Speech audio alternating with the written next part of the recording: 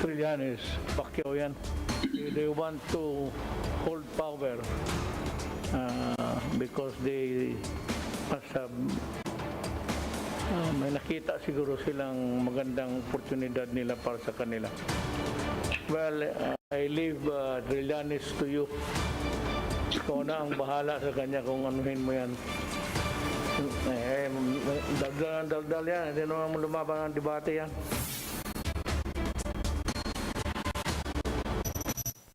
President Duterte likens former Senator Antonio Trillanes to Senator Manny Pacquiao, saying both of them want to hold on to power and have found an opportunity to strike. At least 5 political parties have confirmed their alliance with Davao City Mayor Sara Duterte. Does this mean she's really running for president? Hugpong ng pagbabago says we'll have to wait a little longer. The black box from the crashed C-130 plane in Cebu has been retrieved, but the AFP admits they don't have the capability to check what's in it.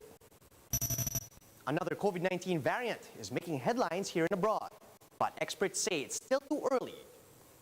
Too early to tell whether the Lambda variant is more infectious than other strains. And PACMAN'S training for his fight against Spence Jr. begins.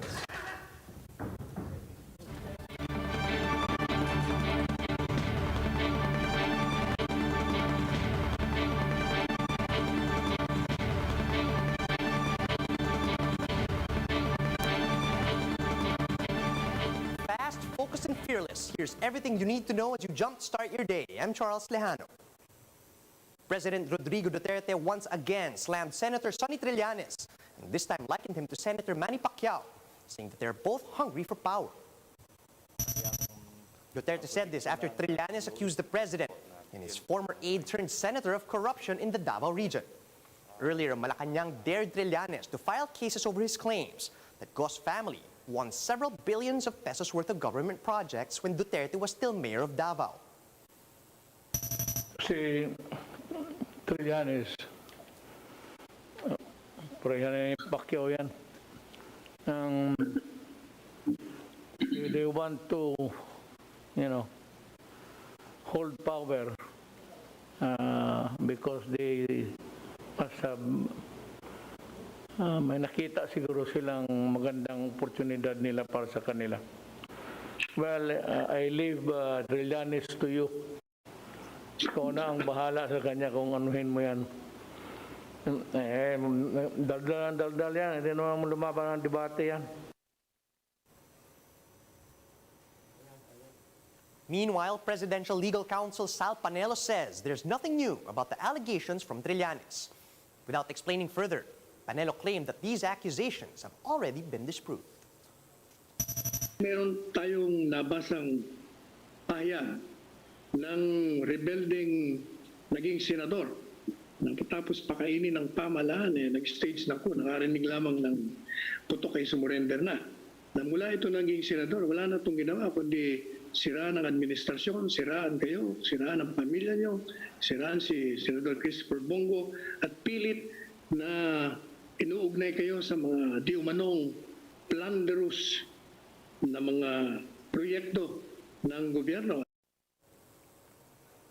Davao City Mayor Sara Duterte says she will wait until October before announcing whether she will run for president in 2022. While that would shorten their preparation time, her party is more than willing to wait. Mean Los Baños with a report. A decision from Davao City Mayor Sara Duterte may not be forthcoming this month. With one term left in Davao City, her party Hugpong ng Pagbabago says the presidential daughter is taking her time to decide. Mahal na mahal niya ang mga taga Davao City, and of course her family is also in Davao City. So it's a big move for her if she leaves Davao to come to Manila. The party said recently that Sara is expected to announce her 2022 plans this month. But Hugpong Secretary General Anthony Del Rosario said it's willing to wait until October for the younger Duterte's decision. Kami ang nagsasabi, ma'am, can you make a decision earlier? Para at least makaprepare tayo. Ang sagot po niya is, we'll just have to make do with October, di ba? When I make a decision in October, I realize it's late, but we just have to work around it. Should she run, Duterte is confident that she has a clean slate. Wala naman sa akin. Kasi wala naman silang masasabi sa akin kahit na anong gagawin nila, wala silang maisasabing black propaganda, kumbaga. The Davao City mayor is leading early surveys, but Hugpong said this is not enough to convince her to run. Still, they're confident that Sara is serious in vying for the presidency. Yes, she's really serious about the possibility of running for president. Talagang nasa isipan po niya yun. Sa na mismo nagsabi na bigyan siya hanggang October. No? Siguro naman if she was not interested, she would have already said na hindi siya interesado.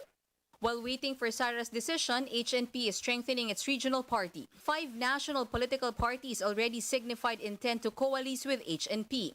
That includes Lakas CMD of former President Arroyo, Nationalista Party of the Villars, PMP or Partido ng Masang Pilipino of former President Estrada, PRP or People's Reform Party of the late former Senator Miriam Santiago, and NUP or National Unity Party. But what if Mayor Sara in the end decides not to run for president? May iiyak kaming lahat sa HNP kung hindi siya matuloy as president. Kasi we really believe in her. Reporting for News 5, Mean Los Baños, we are One News. The black box from the crashed C-130 plane has already been recovered, but the military is still focused on trying to identify the rest of the bodies recovered from the crash site. Patricia Mangune has the rest of the story. The number of the military personnel who died due to the C-130 crash has risen to 50. One of the wounded soldiers has just succumbed to the injuries he sustained in the ill-fated plane. Authorities have so far identified 16 of the fatalities. The Armed Forces Western Mindanao Command said the process has been a challenge because the remains of the soldiers were charred beyond recognition after the incident. The command is now working with police forensics for the DNA tests. Yung mga identified na within this week, ma-travel na, ma-transport na. But for yung mga unidentified, we are still waiting for the SOCO investigation. Baka siguro, ang pinaka-earliest na makuha ng result yung SOCO, kung DNA, sabi nila mga 5 to 7 days. The black box and flight recorder of the C-130 plane was also recovered from the crash site. These will be examined by Air Force pilot investigators to find out the cause of the incident. According sa investigating team, yung mga last transmission yata nila, yung conversation ng mga pilots. Pero hindi ako masyadong aware sa technical aspects ng mga equipment na yun. New commander of the Army's 4th Infantry Division, Major General Romeo Browner, recounted how he and his family were aboard the same plane just a few hours before it crashed. We were here already at around past 11 nung binalita sa akin that the C-130 na sinakyan namin a few hours before that ay bumagsak. No?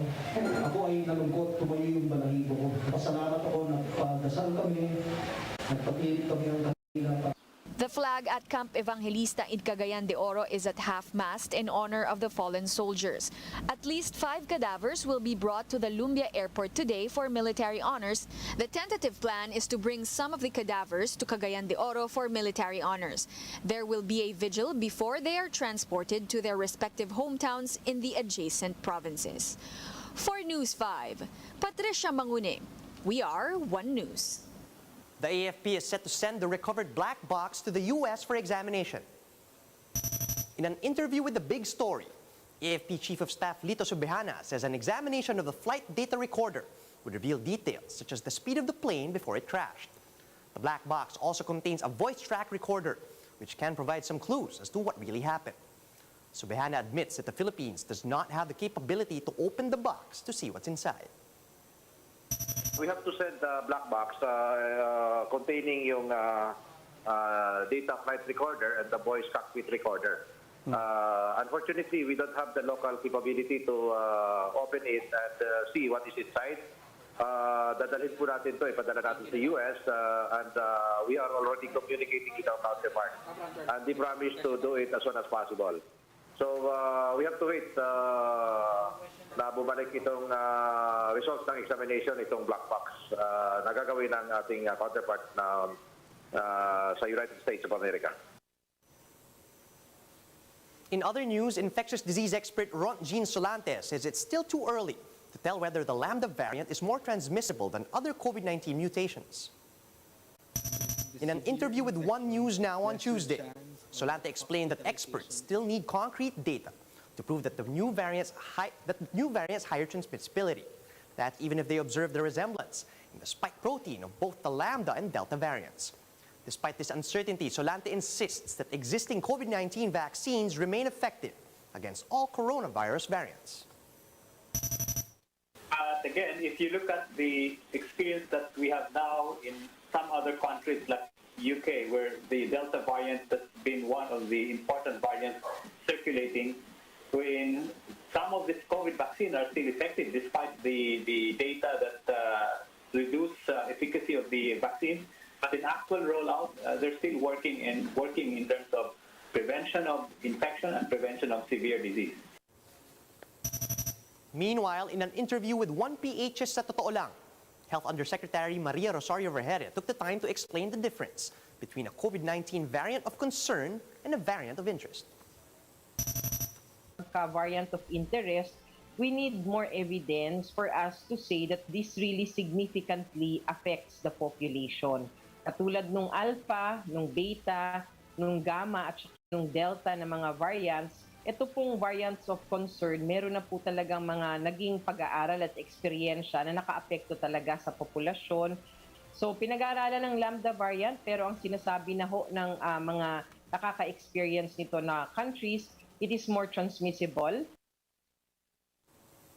And amid all the issues hounding the country, President Duterte has taken the time to congratulate the Communist Party of the People's Republic of China on its centennial founding anniversary. In a recorded message, Duterte commended the CPC in overseeing China's rise to prosperity. Duterte says he foresees China's continued global impact as the world faces challenges from COVID-19 to climate change. The chief executive also thanked the Chinese government for helping the Philippines contain the pandemic. And to maintain our healthy bilateral relations, Duterte reminds China that two nations must sustain constructive and peaceful engagement. We count on China as a friend and a partner for peace and development. We trust in the collective wisdom of the great Chinese nation, that China will use its newfound strength in defense of what is good and just for all humanity. After all, we exist in one global village. Our destinies are inextricably linked with each other. Peace and prosperity, therefore,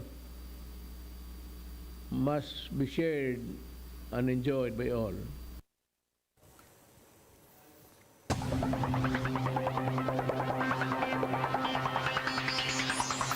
Boxing icon turned Senator Manny Pacquiao has arrived in America for his upcoming fight against Errol Spence Jr.